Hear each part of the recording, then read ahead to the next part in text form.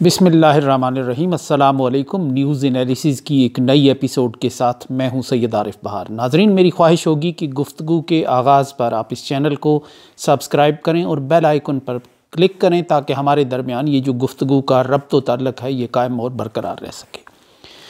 ناظرین، آج میں نے آج کے لیے جو کالم لکھا تھا جس کا عنوان تھا کہ پاکستان پرانی اور پرائی جنگ کا سپاہی، یہ پاکستان میں تیزی سے بدلتی ہوئی جو پوزیشنیں تھیں، جو پاکستان میں تیزی سے ہونے والے فیصلے تھے اور جو اس کو دو اہم علاقے کی جنگوں میں گھسیٹنے کی جو ایک کوشش ہو رہی تھی اور کامیاب ہوتی ہوئی نظر آ رہی تھی، اس موضوع پر جو کالم لکھا تھا میں چاہتا تھا کہ میں آج آپ سے منون اسے شیئر کروں۔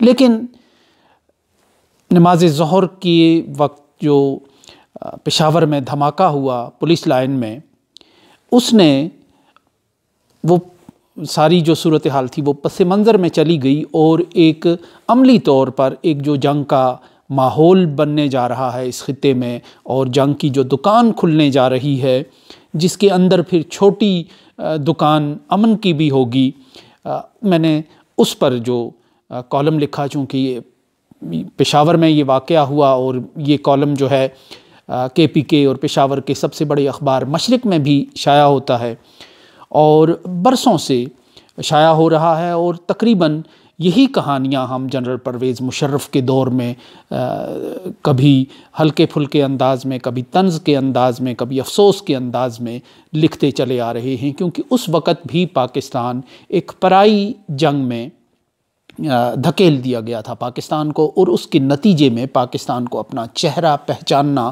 مشکل ہو گیا تھا۔ لہو میں لت پت اور تر بتر ہو کر رہ گیا تھا پاکستان کا دامن۔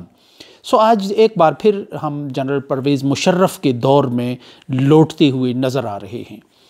تو اس حوالے سے پھر پشاور کے جو دھماکہ ہے اور جس میں انسانی جانیں ضائع ہوئیں، اس کے حوالے سے جو چند سطور قلم بند کی تھی میں نے کہا کہ میں منون آپ کے ساتھ وہی شیئر کروں۔ دہشت گردی کی واپسی۔ سوموار کو پشاور میں پولیس لائن کی مسجد میں تباہ کن خودکش حملے میں 4 درجن افراد شہید اور 100 کے قریب زخمی ہوئے۔ پھولوں کا شہر اور نگر ایک بار پھر خون میں لت پت ہو کر رہ گیا، اور خوف اور خدشات کے بادل جو بظاہر چھٹتے نظر آ رہے تھے ایک بار پھر پوری قوت سے سروں پر منڈلانے لگے ہیں۔ اس دھماکے پر حسب روایت وہ سب کچھ ہوا جو 3 دہائیوں سے ہوتا چلا آیا ہے۔ دھماکے کی مذمت، شہداء کے لیے ایصال ثواب پر، زخمیوں کے لیے پھولوں کے گلدستے اور صحت کاملہ کی دعائیں، مرحومین کے لواحقین کے زخمیوں کی مالی دلجوئی کے اعلانات، دہشت گردوں سے آہنی ہاتھ سے نمٹنے کے عزم کا اظہار اور ان کی کمر توڑنے کے جذبات کا بیان، دھماکے کی وجوہات جاننے کے لیے کمیٹی کا قیام، اور مساجد، درگاہوں، امام بارگاہوں اور تعلیمی اداروں اور حساس تنصیبات کی سیکیورٹی سخت کرنے کے احکامات، یہ سب وہ کہانی ہے جو یہاں کئی دہائیوں سے لکھی جا رہی ہے، بلکہ کہانی کا سکرپٹ ایک ہے، نہ صرف فوٹو سٹیٹ مشین سے اس کی کاپیاں ہر نازک موڑ پر نکلتی ہیں۔ دل خراش حقیقت یہ ہے کہ پاکستان کا پورا سفر ہی نازک موڑ سے شروع ہو کر نازک موڑ پر ختم ہوتا ہے۔ نازک موڑ نہ ہوا، دائرے کا سفر ہوا جس کی کوئی حد اور اختتام نہیں۔ اس سب کے باوجود غیر شعوری طور پر ہر حادثے کے بعد ایک اور حادثے کا انتظار ہونے لگتا ہے۔ بالکل منیر نیازی کی زبان میں کہ ایک اور دریا کا سامنا تھا منیر مجھ کو، میں ایک دریا کے پار اترا تو میں نے دیکھا۔ دہشت گردی جب بڑھتی ہے تو پھر وہ اپنے ساتھ پورا کلچر لے کر آتی ہے۔ جنگ، خوف، افسردگی کے سائے چہار سو لہرانے لگتے ہیں۔ ناکے، تلاشیاں، پیٹرولنگ، سائرن ایک جنگ زدہ ملک کی تصویر بناتے ہیں۔ ہر فرد دوسرے کو شک کی نگاہ سے دیکھتا ہے، ہر پوٹلی میں بارودی مواد دکھتا اور حالات کا مارا اور قسمت کا ستایا ہوا ہر کنفیوزڈ انسان، راہگیر، مسافر مشکوک لگتا ہے۔ یہ جنگ کا کاروبار ہوتا ہے، کفن، تابوت، سیکیورٹی انتظامات،